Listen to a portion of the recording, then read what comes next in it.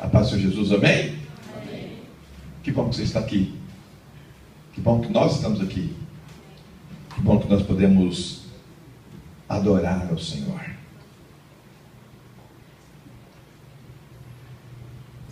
Este mês, maio, nós começamos nosso tema família. Irmãos, é a melhor coisa que nós temos é família, viu? E a melhor coisa que nós somos é família. É tão bom estar aqui como estamos, cantar, adorar ao Senhor como família. Quando a família reúne para celebrar ao Senhor, adorar ao Senhor, é muito bom. Nosso tema do ano é a igreja resgatando a essência. Janeiro foi igreja em ação, nosso primeiro vermelhinho ali. Fevereiro foi o verdinho, a palavra. O roxinho nosso ali, ouvindo e praticando. E terminamos agora em abril, comunhão e unidade. E não existe família sem comunhão e sem unidade. Pode haver um agrupamento de pessoas. Pode existir pessoas juntas. Mas pessoas juntas não significa família. Família é algo maravilhoso, que nasceu no coração de Deus. Foi compartilhado ao meu coração, ao seu coração. Eu não conheço, irmãos, com raríssima exceção, alguém que queira ficar sozinho. Todo homem sozinho quer encontrar uma mulher, uma companheira. Toda mulher sozinha quer encontrar um companheiro. Isso com raríssima exceção. Porque foi isso que lá no princípio nasceu no coração de Deus e foi transferido para o coração de Adão, para o meu coração, para o nosso coração. É interessante que tudo que Deus criou, Ele olhou para o que Ele criou e disse: eis que tudo era muito bom. E cada coisa que Ele fazia, disse que era bom, bom, bom, bom. Quando Ele chega e olha e vê Adão sozinho, opa, tem algo aqui que não é bom. A solidão do homem, o homem só, isso não é bom. Então, Deus torna a minha vida, a sua vida boa.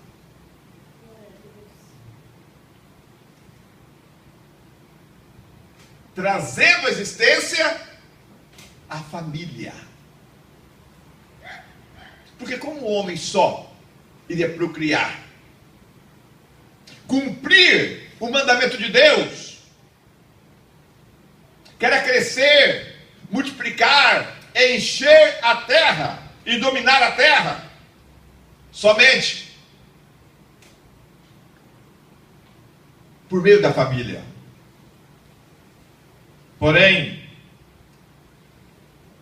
eu quero falar algo com você nesta noite, e quero que você entenda o propósito do que eu quero falar nesta noite. Algo pode te assustar, mas não deixa nada te assustar. Abra seu coração para Deus, para viver a verdade. E a verdade, amados irmãos, em dado momento é difícil de ser vivenciada. A verdade, em dado momento, é difícil de olhar ela bem dentro do olho e assumi-la para nós.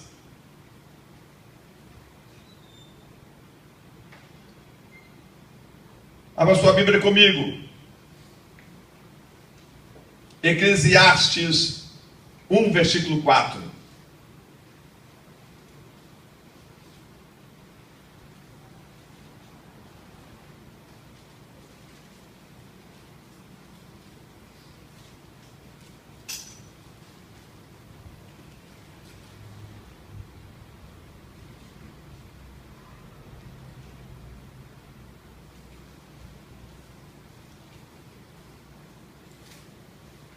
Você encontrou?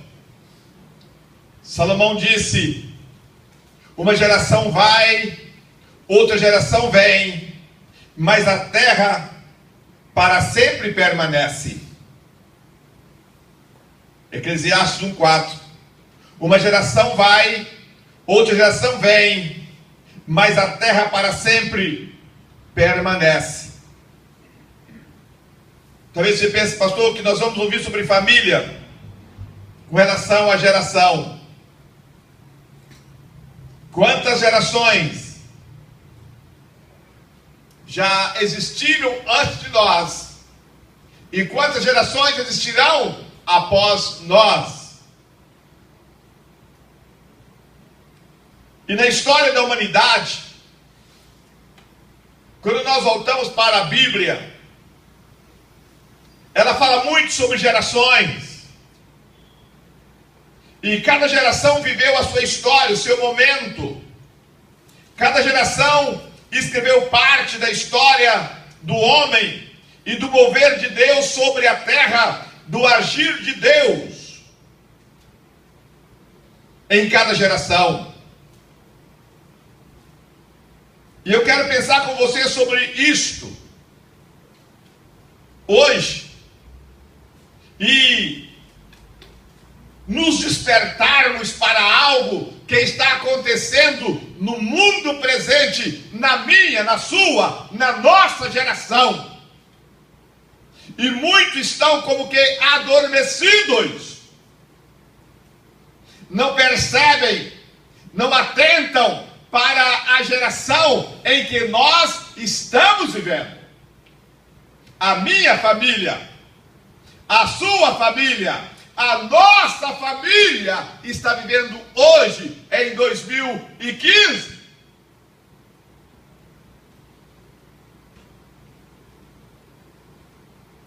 Na história bíblica,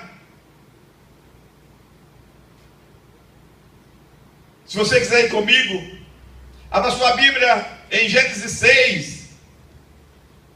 E chega um momento na história do homem, lá no início, bem lá no princípio, que Deus, para mim, vê a família em uma situação de fracasso, numa derrocada. A família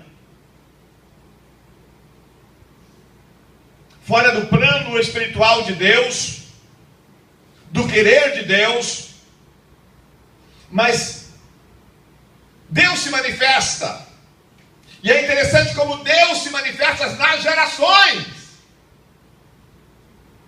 e como de tempo em tempo Deus se manifesta, e creio eu, amados, que na nossa geração Deus tem se manifestado.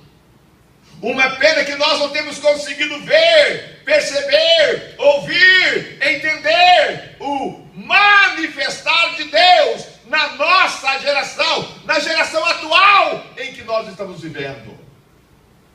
Vai para Gênesis 6 comigo.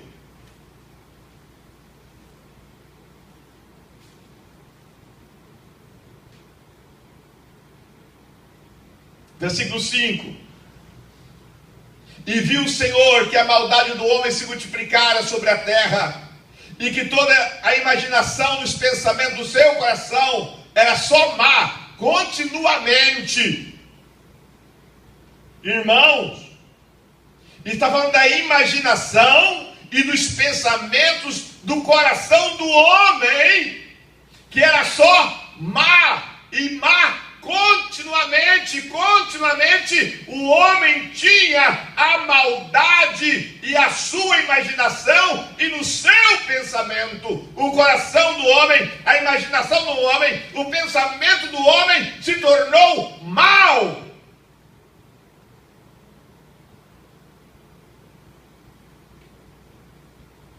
E quando isto aconteceu, o versículo 6 diz que então arrependeu-se o Senhor de haver feito o homem sobre a terra. Isso pesou-lhe no coração. Disse o Senhor: Destruirei de sobre a face da terra o homem que criei, desde o homem até o animal, até o réptil, até a ave dos céus, porque me arrependo de os haver feito. Aqui, provavelmente, nós vemos o primeiro juízo de Deus estabelecido na terra. Amados, o juízo de Deus não é só contra o homem, não visa tão só o homem, toda a criação está sob o juízo de Deus. E quando Deus diz que ele ia destruir o homem, ele não fala do homem, ele fala de toda a criação até então existente. Destruirei de sobre a terra, a face da terra, o homem que criei, desde o homem até o animal, até o réptil, até as aves dos céus. Toda a criação sofre com a corrupção humana. A corrupção humana, isso que está no versículo que nós lemos, 5, multiplicar na terra a maldade da imaginação, do pensamento e do coração do homem. Isso traz o juízo de Deus sobre a criação. Toda a criação. E por isso Paulo fala em Romanos que a criação geme, sofre, aguardando, esperando e na expectativa da manifestação dos filhos de Deus. Nós não podemos, meu irmão, minha irmã, nos ocultar ou nos omitir. Você é luz da terra, você é sal da terra, e se nós não cumprirmos o nosso papel, nós estaremos falhando no projeto eterno de Deus. Não é Deus falhando não, é eu e você, nós falhando quanto ao projeto divino, eterno do nosso Pai Celestial. Porém, Deus não fica de braços cruzados. Deus não é indiferente. Irmãos, nada passa despercebido aos olhos de Deus. Deus vê. Deus ouve.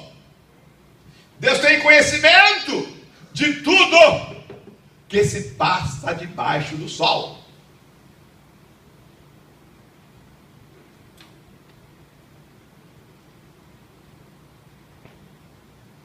Versículo 8.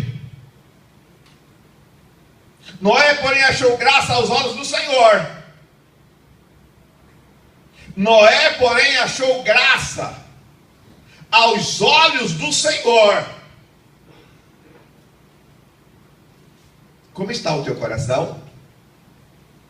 Como está a tua mente? Como está o seu íntimo? Lavado? Remido, purificado pelo sangue do Cordeiro de Deus? A graça te alcançou? Você vive a graça? Você expressa a graça? A graça tem superabundado na sua vida? Paulo diz, onde abundou o pecado, superabundou a graça. Aleluia, glória a Deus. Em Noé, a graça de Deus se manifestou graciosamente. Noé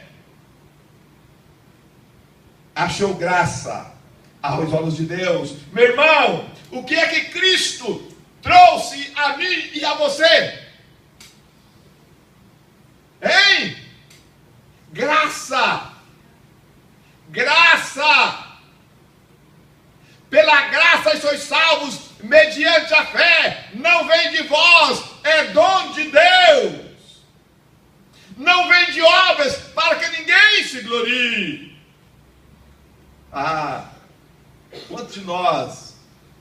temos ouvido e talvez falado: eu não mato, eu não roubo, eu sou honesto, sou trabalhador, sou bonzinho. Isso não faz diferença na minha vida e nem na sua, irmãos. A única coisa que faz diferença na nossa vida é a superabundante graça de Deus, quando ela nos alcança. Quando ela chega ao nosso coração, à nossa mente, ao nosso íntimo, esta graça transforma a forma de ser e de viver nossa. Noé, porém, achou o quê? Não foi a igreja do fulano de tal lá, não? Nem a igreja do Beltrano?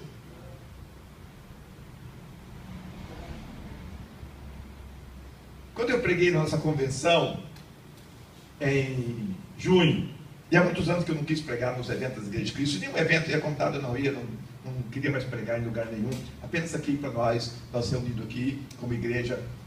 Eu, há muitos anos, me declinei dos convites, convenções, atualização, eu sempre disse não. Porque é fácil ir lá, sabe, irmãos, pregar e não viver o que se prega em conferências, é uma palavra bonita e tal. E eu cheguei à conclusão de que eu não quero ser pregador para agradar, eu quero ser pregador para falar o coração de pessoas e ser usado por Deus para abençoar vidas. Então, eu não vou dar show, eu decidi que eu não vou ir no lugar e dar um grande show e depois eu não viver aquilo. Então, eu passei a não ir pregar mais nos eventos. Mas na última convenção me convidaram, eu disse: eu vou sim. E o tema é Igreja Resgatando a Fidelidade. E espero me aplaudiram muito. Achei que eles não iam gostar, e depois o sim, faz para mim, né? E muitos vieram convidar até crianças.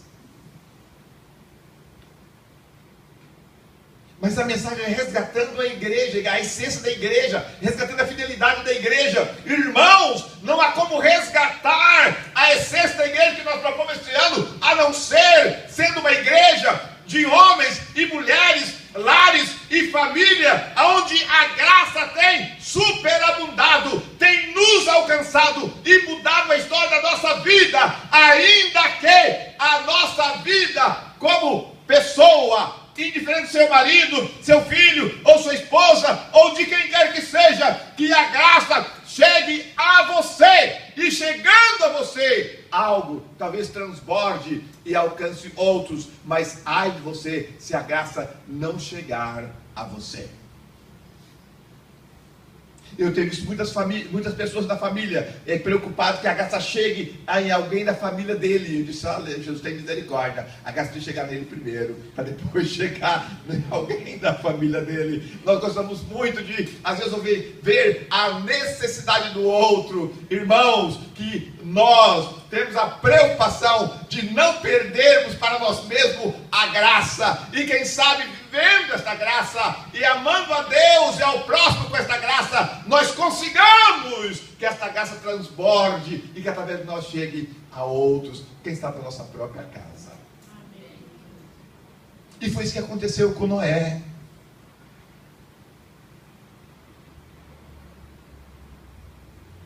Noé, porém, achou graça aos olhos do Senhor. Essa sua geração de Noé não era varão justo, reto, em suas gerações. Noé andava com Deus.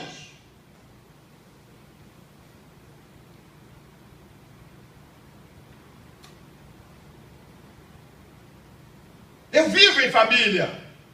Você vive em família. Nós vivemos em família. E às vezes nós deixamos que os problemas de família nos contamina e roube de nós a graça, esse manifestar de Deus em nós. Eu disse que família é bênção, e é bênção mesmo. Eu tenho minha família, eu amo minha família, e minha família é bênção. Mas irmãos, Noé, é interessante, você não vê a esposa dele envolvida com a arca. A Bíblia não fala. Você não vê os filhos envolvidos com a arca. Você não vê a nora envolvida com a arca. Não! Você só vê Noé envolvido com a arca. Ele ouviu Deus, ele obedeceu a Deus, e Noé não questiona as gerações, as pessoas ao redor dele. Noé diz: Deus falou comigo e eu vou fazer o que Deus falou comigo. E ele aplica o seu coração, a sua vida, o seu ser, em fazer o que Deus falou com ele.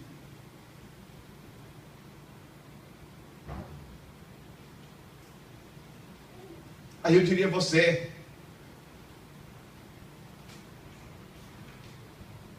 como família, mais do que qualquer outra coisa nesses dias, nós necessitamos ouvir Deus.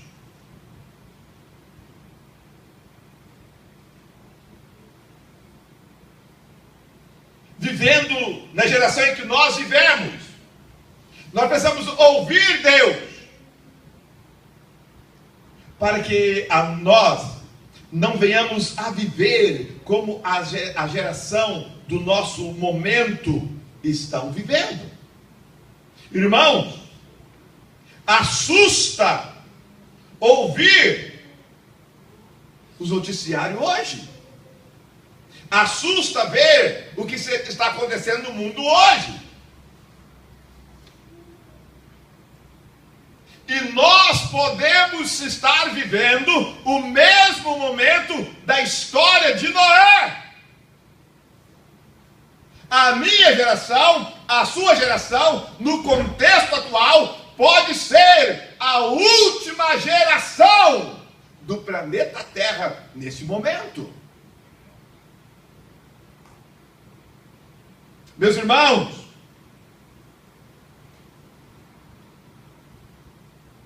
eu e você, ou meus filhos, vão ver algo que vai mudar o curso da humanidade no planeta Terra.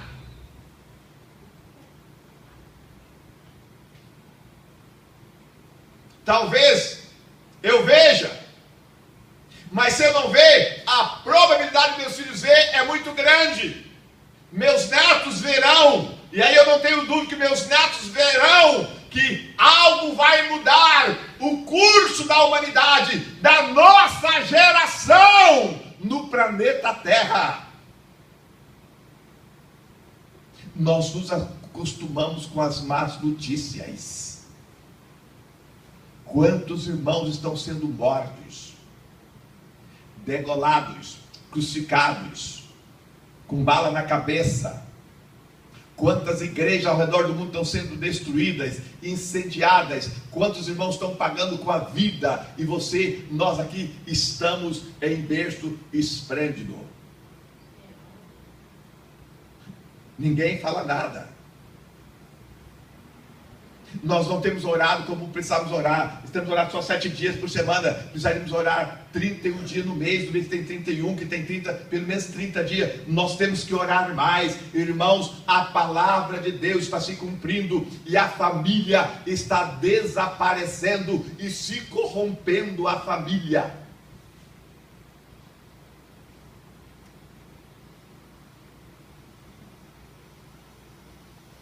Naquele período em que o mundo estava corrompido, Deus levanta um homem cheio de graça. Mas sabe o que me chama a atenção daquele homem cheio de graça?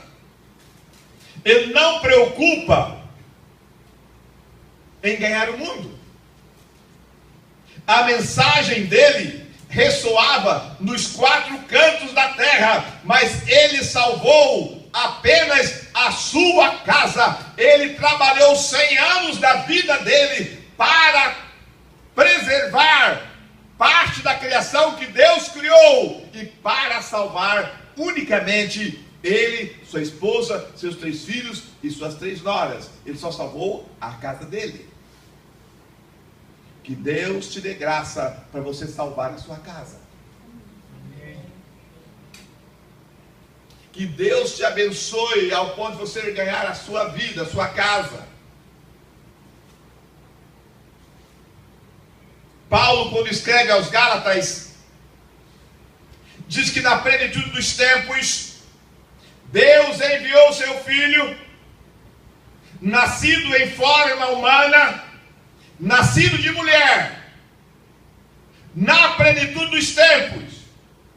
Irmãos, a geração de Jesus não o recebeu.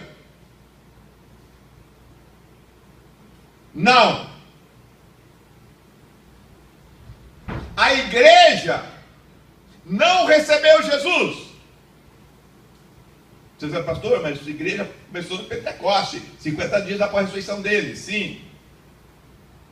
Mas tinha a igreja judaica. Tinha o templo em Jerusalém. Onde ele foi julgado? Por Anás e Caifás?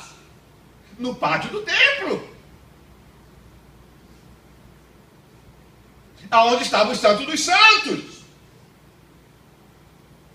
Quem é que era o governo da igreja da época, do judaísmo da época? O Sinédrio. Quem julgou ele? Quem deu a sentença? Que ele tinha blasfemado dizendo que era Deus?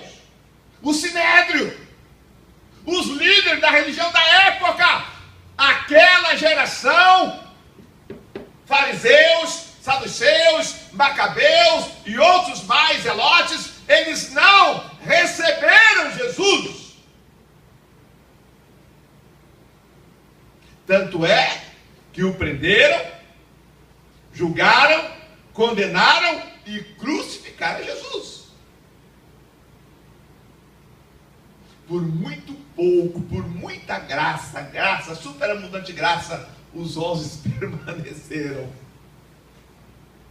Porque ainda até os 11 ficaram abalados e como que começaram a voltar atrás. 2 foram para Emaús. Aí Jesus falou, rapaz, volta atrás, que negócio é esse? Vocês não podem ir para casa senão. Os outros 4 foram pescar, pegaram os barcos, foram pescar. Olha, vamos lá, nós sabemos pescar, nós temos as redes aí no barquinho, vamos voltar para lá para pescar, né? Começaram a ir. Jesus vai ao encontro deles e traz eles de volta. Mas por um momento, os próprios 11 estavam titubeando e sem saber o que fazer. Meu irmão, nós vivemos em um momento crucial na nossa história como igreja, como cristãos, como luz, como sal da terra, e nós precisamos resgatar a nossa visão espiritual, nossa audição espiritual e o nosso contato com Deus, sob pena de nós sermos levados com esta geração que está aí. A sua Bíblia comigo em Mateus 12, 39.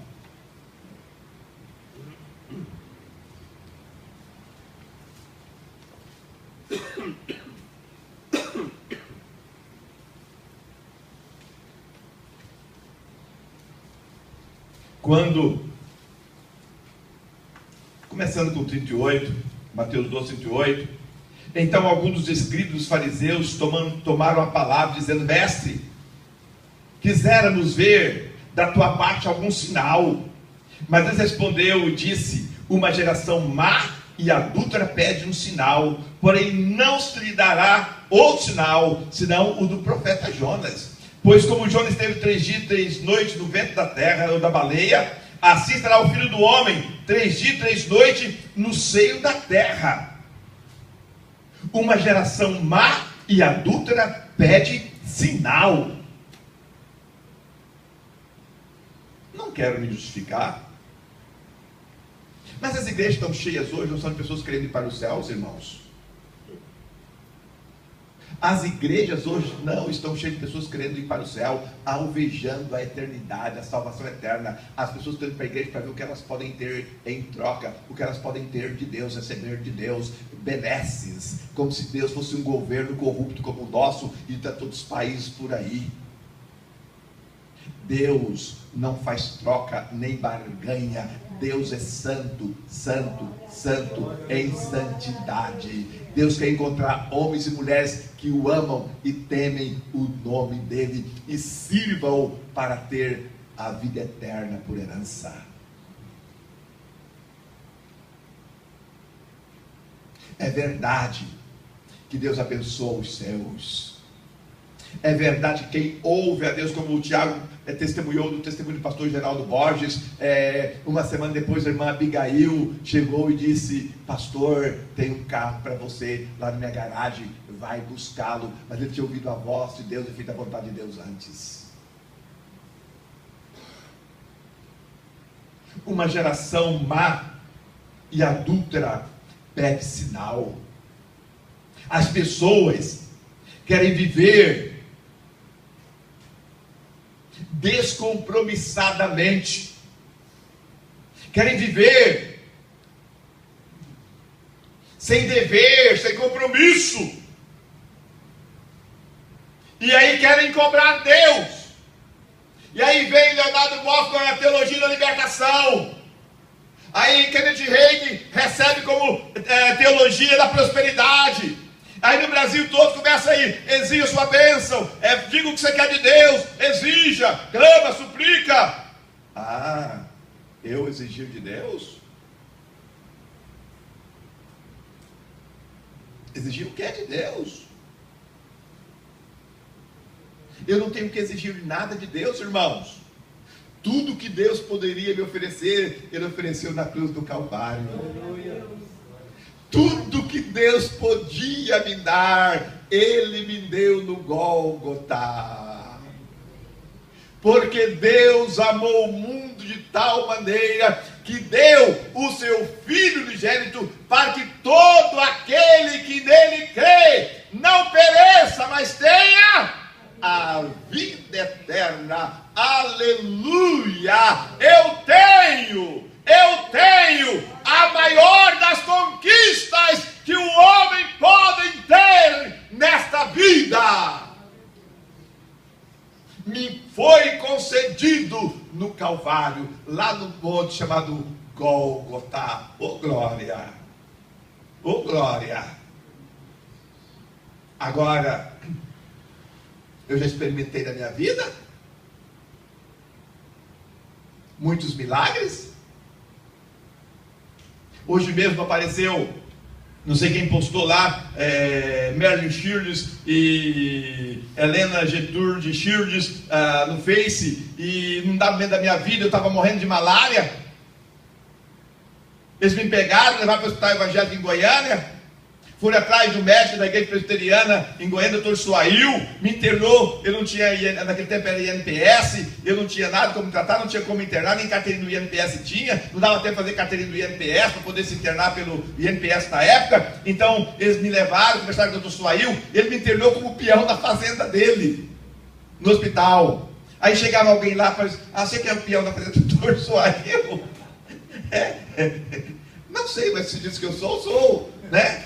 Se diz que eu sou, né? E a Merlin e dona Helena cuidaram de mim, me abençoaram. Fiquei 24 dias internado. Doutor Suail cuidou de mim. Dona Helena e Merlin Shirdes cuidaram de mim. Deus me abençoou através daquele casal.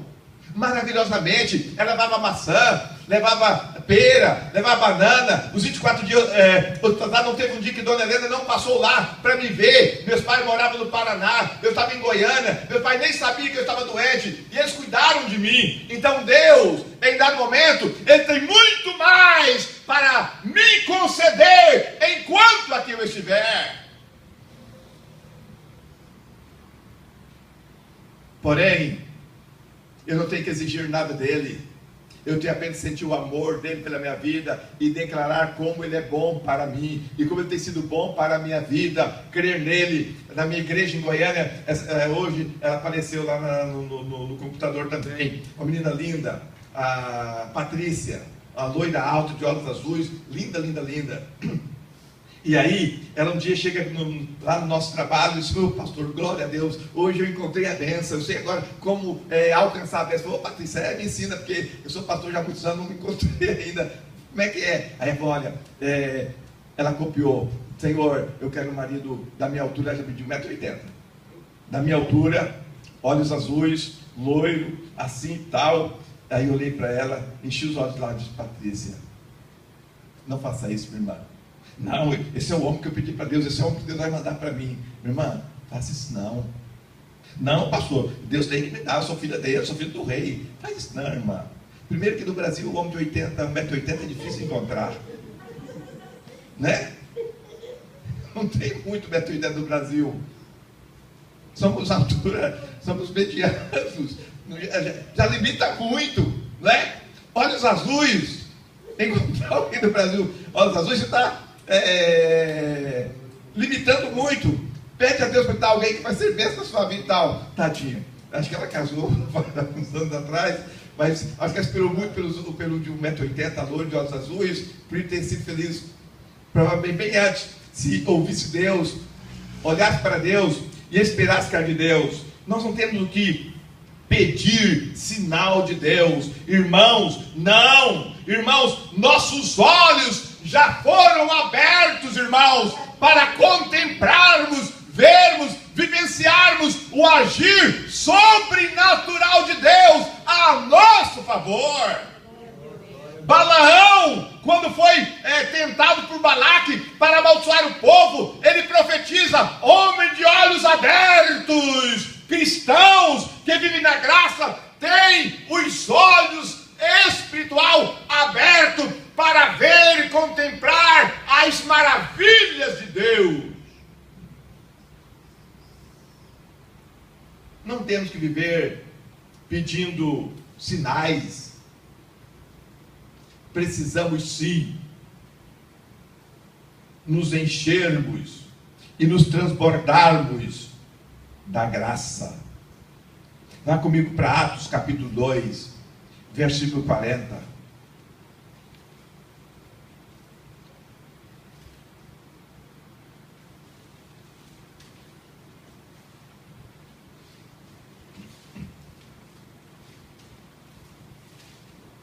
Quando Pedro, depois de curar o paralítico da porta do templo Formosa, ele pregou e a multidão se converteu.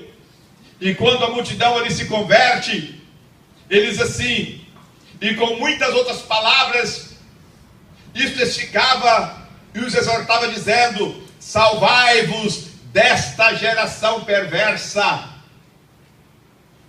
E com muitas outras palavras, isso testificava e os exortava dizendo: salvai-vos desta geração perversa. Meus amados irmãos, nós precisamos, como família, igreja, nós como filhos do Pai Celestial, do Pai Eterno, que aprendemos com Ele a oração: Pai nosso que estás nos céus, santificado seja o teu nome, venha o teu reino, seja feita a tua vontade. Nós precisamos fazer isso que Pedro está dizendo: salvai-vos, pois, desta geração perversa, corrupta e corruptora.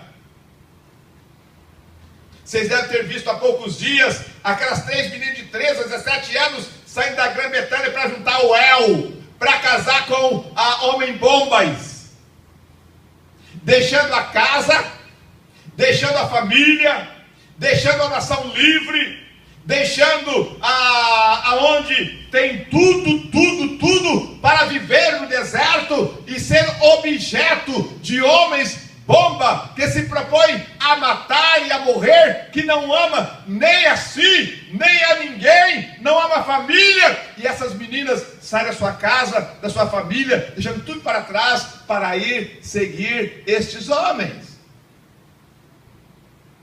Só que nós não percebemos nada.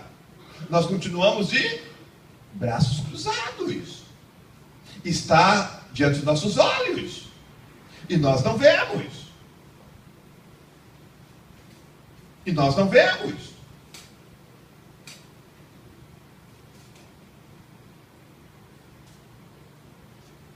Você, eu, nós estamos vivendo no meio de uma geração perversa. Sai dela, povo meu! Sai dela, povo meu! É o que Deus fala em Apocalipse com João. Quanto à grande Babilônia, a meretriz, a mãe das meretrizes, que não vive em família, não defende os valores da família, não expressam a família, mas vivem e se gloriem em viver numa geração perversa.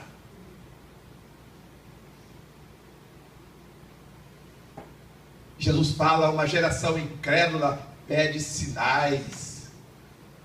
Pedro diz, sai dessa geração perversa, desliguem dela, salvai-vos dessa geração.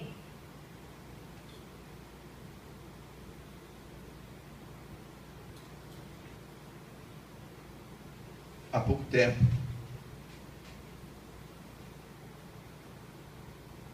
não sei quem disse, que na igreja cristã, espero que em nome de Jesus aqui não, pelo menos enquanto eu estiver aqui, ainda que custe a minha vida, as igrejas não estão fazendo casamento gay. Porque foi assim com o divórcio. Quando surgiu o divórcio, não aceitaram. Mas o tempo passou, o diabo foi entrando, e divórcio hoje é normal. Há alguns meses atrás, uma médica me procurou. Ela mora em São Paulo e ia numa igreja aqui no centro de Campinas. Aí procurou o pastor da igreja, porque o casamento estava ruim, estava com dificuldade para manter o casamento. O pastor disse, filha, o casamento uma hora acaba. O senhor está acabando. Vai lá procurar meu filho que é mais jovem, aconselha com ele. Aí fui lá procurar o filho do pastor. Aí ele chegou lá, olha, seu pai mandou aqui te procurar. E o filho disse, não preocupa não. Acostuma, eu sou divorciado, meu casamento já acabou também, o seu está acabando. Ela ficou desesperada, porque ela não queria acabar o casamento dela. Então ela bateu na minha porta aqui, pastor, eu vi isso, o que eu faço? Eu disse, ore, volte para Deus, arrependa, confesse o seu pecado, e Deus vai mudar a sua vida. Agora, em agosto vai fazer um ano do nenenzinho dela. Restaurou o casamento, está casado, estou feliz. Já tem um filhinho que nasceu em agosto. Já estou pensando no próximo logo. E o pastor lá disse, não, o casamento acaba, o casamento tem fim, o seu está acabando. Vai no filho do pastor, o meu já acabou, eu estou casado já a segunda vez. Preocupa não. Não, irmãos, não é assim não. Não é assim.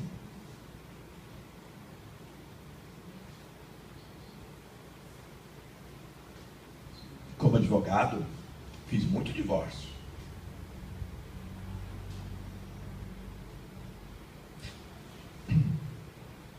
E muitos casais chegaram no escritório para divorciar. Eu disse, olha, eu percebo que vocês não devem separar. Eu quero primeiro ter a oportunidade de orar com vocês, sentar com vocês, ler a Bíblia com vocês e trabalhar com vocês. Muitos.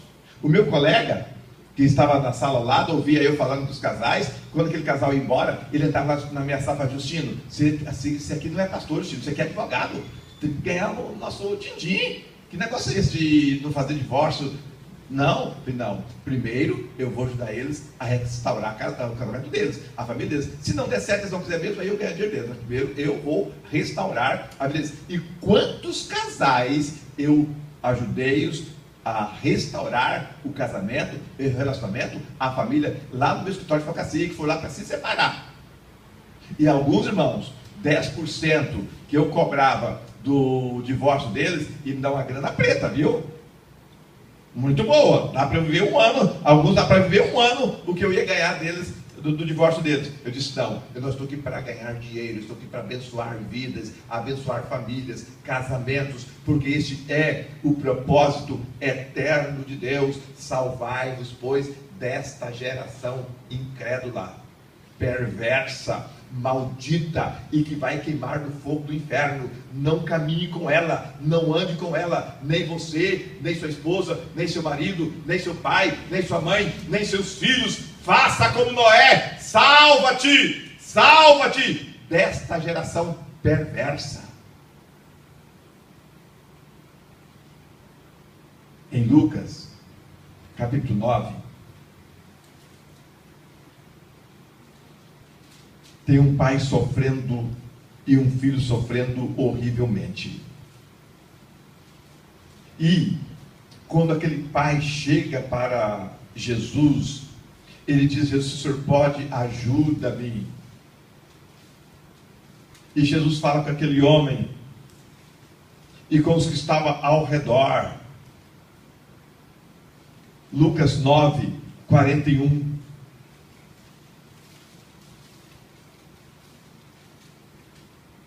Lucas 9, 41. Jesus respondendo disse: ó geração incrédula e perversa, até quando estarei ainda convosco e vos sofrerei? Traze-me cá o teu filho. Ó geração incrédula e perversa, até quando estarei ainda convosco e vos sofrerei? Traze-me cá o teu filho. Irmãos, vivemos numa geração, o quê?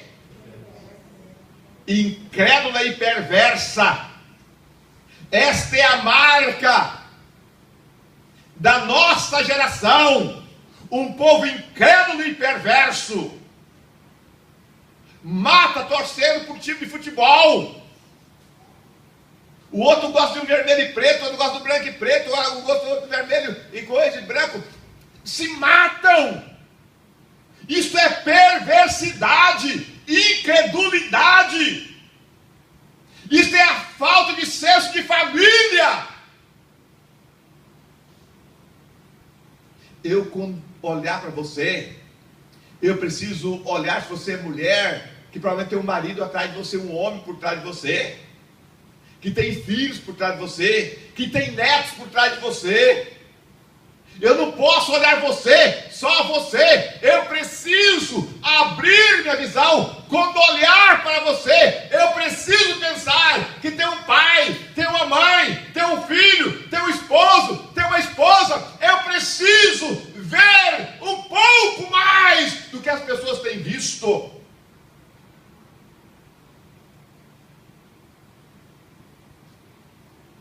Senão eu corro o risco de me tornar perverso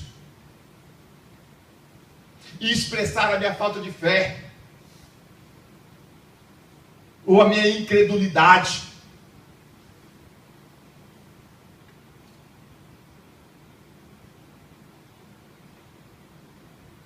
Então você pergunta, pastor, tem a ver isso com família?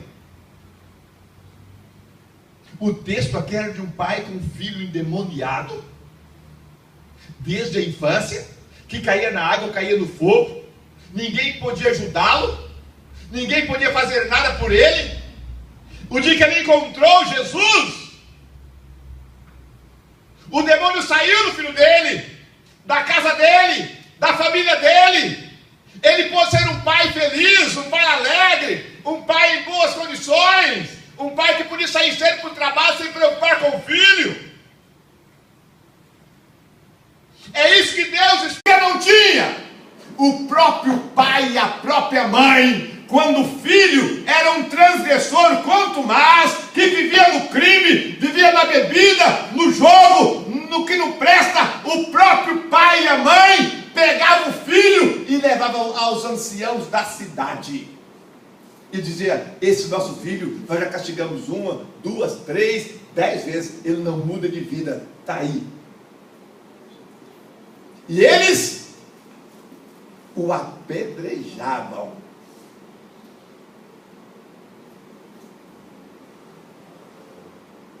Se você ficar com raiva, não fica também não, tá?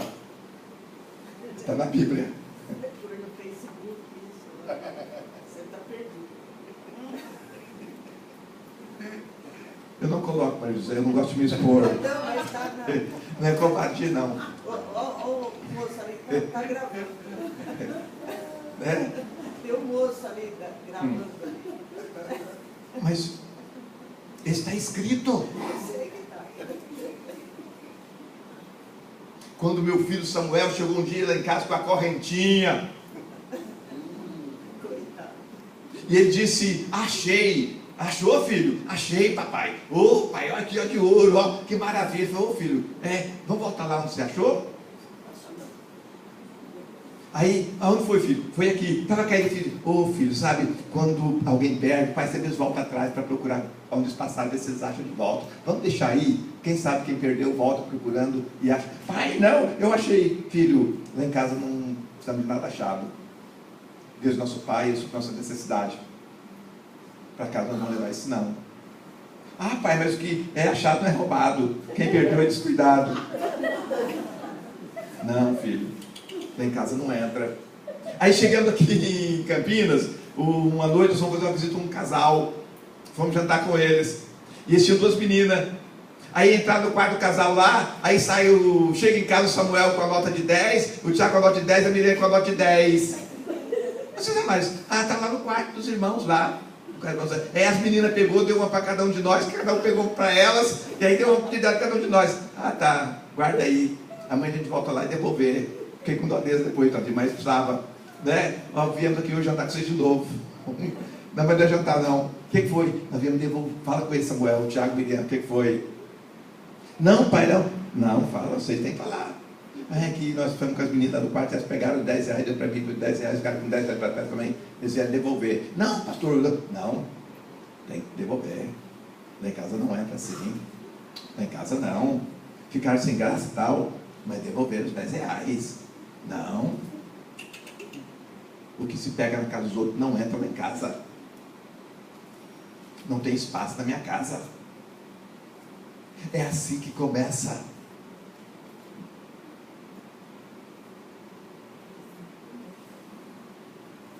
É assim que o mal penetra, que o mal entra, que o mal se aloja.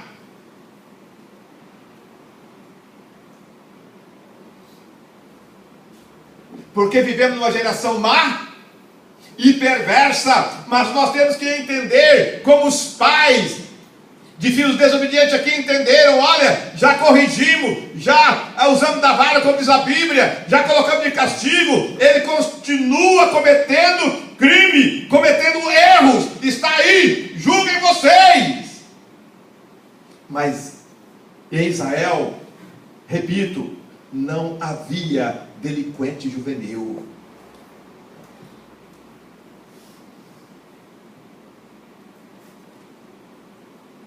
Se você ler, em alguns estados americanos, crianças são julgadas e condenadas até a morte, viu? Ou em prisão perpétua. Na Inglaterra, se você pesquisar, tem um menino de 4 anos e meio que matou a avó. Ele foi julgado e condenado e pegou cadeia perpétua com 4 anos e meio, nem 5 anos tinha, porque matou a avó.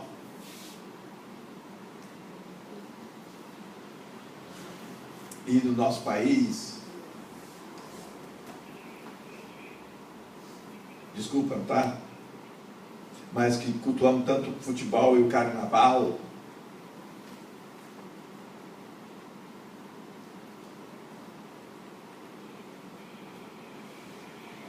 todos os parâmetros da família estão prejudicados. Totalmente prejudicados. Irmãos, são uma forma de mudar isso. Exercendo a fé em Deus. É abrindo o nosso coração para a graça. Bendita, gloriosa, inaudita graça. Não tem como explicá-la. Mas ela te alcançou, ela me alcançou, ela nos alcançou. E mudou a nossa vida. E por esta graça, nós fomos arrebatados dessa geração perversa. Nós somos tirados desta geração. Nós somos de Deus. Raça eleita, nação santa, povo, propriedade exclusiva de Deus, para anunciar proclamar que ainda há esperança. Ainda há esperança. Para a minha família, para a sua família, ainda há esperança.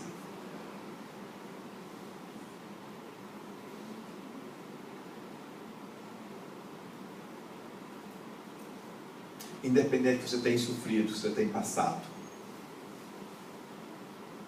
das situações aflitivas da sua vida, não desista. Não desista. Há um Deus que ama. Há um Deus que perdoa. Há um Deus que restaura, restitui. Há um Deus que promete e cumpre o que promete. E sabe o que Ele prometeu? O que Ele disse? Eu vim para que tenhas vidas, e a tenhas em abundância. Vinde a mim, vós que estáis cansados e sobrecarregados, eu vos aliviarei. Aprendei de mim, sou manso e humilde de coração, e achareis descanso.